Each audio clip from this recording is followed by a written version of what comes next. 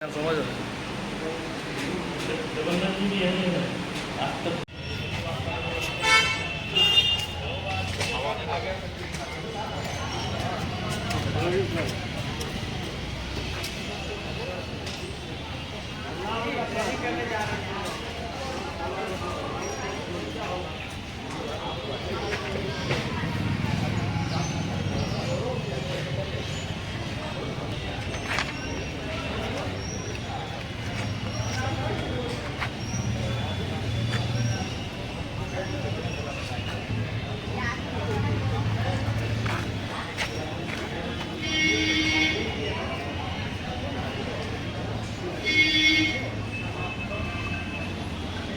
इतना एक सुनियोजित तरीके से बनाई गई है कि पूर्व से मुझे टारगेट किया गया था कि यूट्यूबर बम जायसवाल और भोपाल सिंह उर्फ कृष्णनंदन सिंह के द्वारा ये बहुत बड़ा जाल पहले से इन लोगों का एक बहुत बड़ा रैकेट है, जिस रैकेट के तहत ये लोग काम करते हैं और अक्सर थाने के इर्द गिर्द ही ये लोग पाए जाते हैं।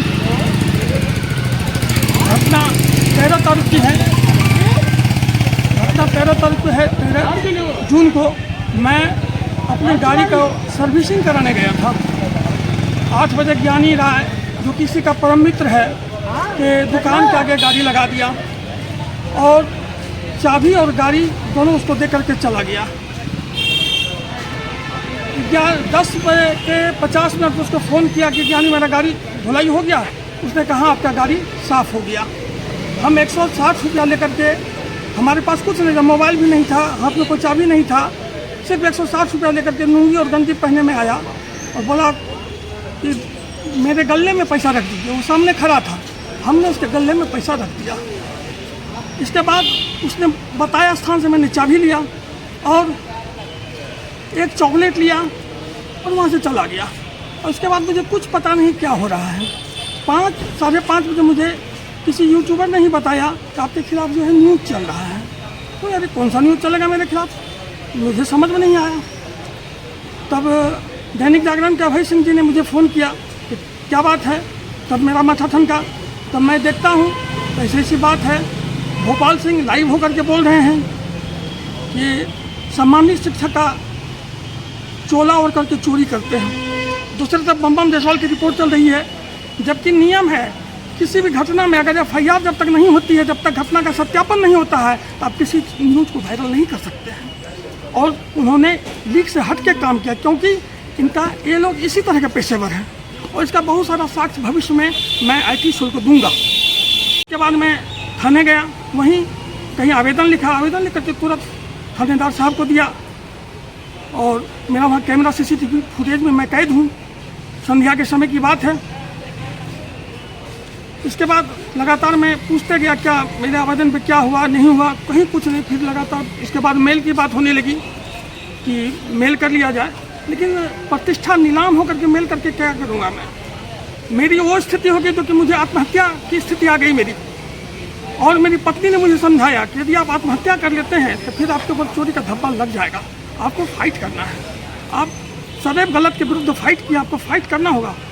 और बहुत इंतजार के बाद इसके बाद हमने पूछा थाना प्रभारी को कि मेरा क्या हुआ। बोला आपके जो लगाया गया आरोप उसका जांच होगा।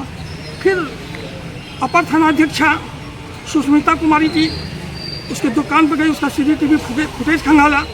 उसके बाद Shri Ujjwal Kumar ji police sub inspector वो गए, उसने खंगाला। हमने दोनों से बात किया।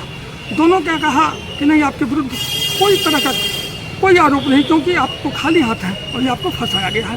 वो ऑडियो मेरे पास ऑन रिकॉर्ड है। इसके बाद जब FIR नहीं हुआ, जब मेल की बात होने लगी, तो मैं आज दिनांक 21 जून को पूर्णिया आया और SP साहब को आवेदन दिया और IT साहब से फिजिकली मिला और IT साहब को मैंने सारी बातें बताई बैठ करके। उन्होंने आवेदन स्वयं स्वीकार किया और उनसे बातचीत करके मैं बाहर आया और सारे चैनल वालों को हमने अपना का कॉपी दिया। तो SP साहब तो आवेदन रिसीव कर चुके, बहुत बिजी थे। अच्छा। IT साहब बोले कार्रवाई होगी, आप निश्चित रहिए। आश्वासन दिए, बिल्कुल आश्वासन दिए एकदम। और अच्छे लोग हैं SP साहब भी और IT साहब बहुत अच्छे लगे। He is best man of, बहुत अच्छे लोग। अच्छा, कितने रुपये का चोरी का आरोप लगाया गया? 20 रुपये का चोरी का आरोप है मेरे ऊपर। 20 रुपये का? मात्र 20 रुपये का चोरी का आरोप है। अच्छा, तो ये क्या क्या लग रहा है आपको, बदनाम करने का साजिश है ये बिल्कुल सब? 110% यही काम। और ये मामला यहाँ नहीं रुकेगा। ये मामला मैं ह्यूमन राइट कमीशन भी जाऊँगा पटना, IT सेल भी जाऊँगा, और ये मामला विधानसभा में भी उठेगा। इससे पहले भी इसने 2-3 घटना किया है। मेरे मित्र हैं मेरे कुमार, जो इंस्पेक्टर थे, कोरोना काल में उनकी गाड़ी मेरे यहाँ लगी थी। इसने उसका फोटो लेकर के, वीडियो लेकर के तत्कालीन DSP के ऑफिस में किसी को भेज दिया था, और इसके बाद इसके ऊपर प्रेशर बनाया था, जो मैंने आवेदन में लिखा भी है। क्या चीज़ का प्रेशर बनाया था? क्या चीज़ का प्रेशर बनाते तो बोल तो नहीं सकते। इसके चलते बेचारे सस्पेंड भी हो गया उस समय, अब परेशानी हमको झेलना पड़ा।